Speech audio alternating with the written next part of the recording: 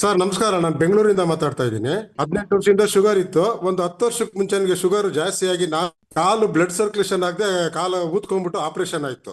ಸರಿ, ಅದ ಆಪರೇಷನ್ ಮಾಡಿಸ್ಕೊಂಡು ಹಂಗೆ ಶುಗರ್ಗೆ ಇನ್ಸುಲಿನ್ ಸ್ಟಾರ್ಟ್ ಮಾಡಿದೆ 10 ವರ್ಷದಿಂದ ಮುಂಚೆ. ಇನ್ಸುಲಿನ್ ಬಂದ್ಬಿಟ್ಟು ಇವಾಗ ಒಂದು ವರ್ಷಕ್ಕೆ ಮುಂಚೆ ಒಂದು 400 ಆಗ್ಬಿಟ್ಟು ಇದು ಶುಗರ್.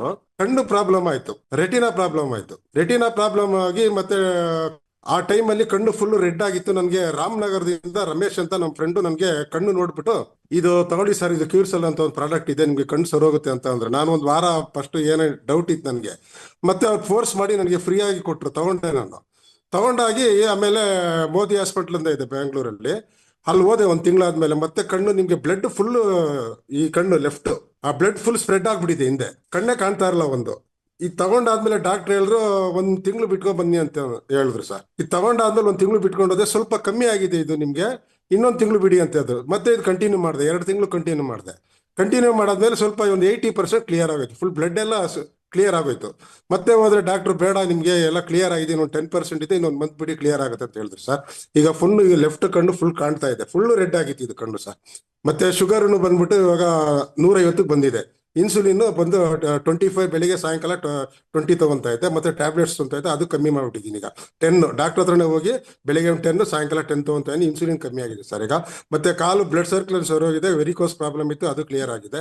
ಮತ್ತೆ ನಮ್ಮ ಮಿಸಸ್ಗೆ ವೆರಿಕೋಸ್ ಪ್ರಾಬ್ಲಮ್ ಇತ್ತು, ಅವ್ರಿಗೊಂದು 10 ವರ್ಷದಿಂದ ಆಯ್ತು. ಅವ್ರು ಎಲ್ಲೆಲ್ಲಿ ತೋರಿಸ್ಕೊಂಡು ಕ್ಲಿಯರ್ ಆಗಿರಲಿಲ್ಲ, ಕಾಲು ಊದ್ಕೊಳ್ತಾ ಇರೋದು ಯಾವಾಗ್ಲೂ. ಇದು ಕೊಟ್ಟು 1 ಮಂತ್ಗೆನೆ ಕ್ಲಿಯರ್ ಆಗ್ಬಿಟ್ಟಿದೆ ಸರ್.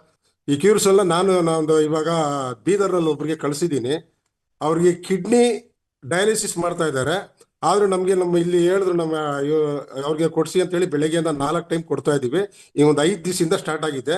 ನೋಡ್ಬೇಕು ಸರ್, ಅದು ರಿಸಲ್ಟ್ ಬಂದ್ರೆ ನಾನು ಹೇಳ್ತೀನಿ ಸರ್. ನಾನು ಸರ್ ರೆಟಿನಾ ಡಾಕ್ಟ್ರು ಇನ್ನೂ ಮತ್ತೆ ಇಂಜೆಕ್ಷನ್ ತಗೊಬೇಕು, ಇಲ್ಲ ಆಪರೇಷನ್ ಮಾಡ್ಬೇಕಂತ ಹೇಳಿದ್ರು ನನಗೆ. ಆಪರೇಷನ್ ಮಾಡಿ 66 ರೂಪಾಯಿ ಹೇಳಿದ್ರು. ಅದ್ ಹಿಂದೆ ಎಲ್ಲ ಕ್ಲೀನ್ ಮಾಡ್ಬಿಟ್ಟು ಗ್ಯಾಸ್ ಎಲ್ಲ ಇಡ್ಬೇಕು ಅದಕ್ಕೆ ಅಂತ ಹೇಳಿ. ನನಗೆ 60,000.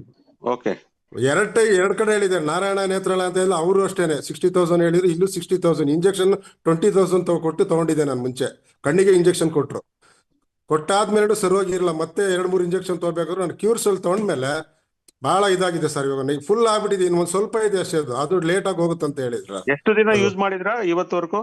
3 ತಿಂಗಳಾಯ್ತು ಸರ್ ನಾನು ತಗೊಂಡು, 3 ಮಂತ್ಸ್. ಓಕೆ, ಶುಗರ್ ನಾರ್ಮಲ್ ಬಂದಿದೆ ಸರ್ ನನಗೆ. ಶುಗರ್ ಅಂತೂ 400 కమ్మీనే ಆಗ್ತಾ ಇಲ್ಲ, ఇవాళ 150కి ಬಂದಿದೆ ನನಗೆ. ఓకే అండి. సార్ చెప్పిన విషయం ఏంటంటే, నేను తెలుగులో అనువదిస్తాను మీ అందరికి. ఈయనకి దాదాపు 18 సంవత్సరాల నుంచి షుగర్ ఉందని చెప్పారు. 10 సంవత్సరాల నుంచి, అంటే బిఫోర్ 10 సంవత్సరాల ముందు నుంచి ఈయన ఇన్సులిన్ తీసుకునేవారంట. అది ఎంత ఉండేదంటే దాదాపు 500 అలాగ ఉండేదంట షుగర్. సో దానివల్ల ఆయనకి కన్నుకి, రెటీనాకి ఎఫెక్ట్ వచ్చిందని చెప్పారు. అది కూడా ఎంత వరకు వచ్చిందంటే, దానికి ఆయన నారాయణ హృదయాలయ అనేసి చాలా హాస్పిటల్స్ కూడా తిరిగారంట. సో అలాగా హాస్పిటల్స్ తిరిగినప్పుడు కూడా వాళ్ళు చెప్పిన విషయం ఏంటంటే 60,000 రూపీస్ ఇచ్చి దానికి ఐ ఆపరేషన్ చేయాలి, ఏదో ఇంజెక్షన్స్ వేయాలి, ఇవన్నీ చెప్పారంట. కానీ మన క్యూర్సెల్ వాడిన తర్వాత 3 మంత్స్ వాడిన తర్వాత ఆయనకి అలాంటి ప్రాబ్లమే లేకుండా రెటీనా కూడా చక్కగా అయిపోయింది అన్నారు. షుగర్ లెవెల్స్ కూడా 150కి వచ్చాయంటండి, అంటే చాలా వరకు 100% కంట్రోల్ అయిపోయాయి ఆయనకి.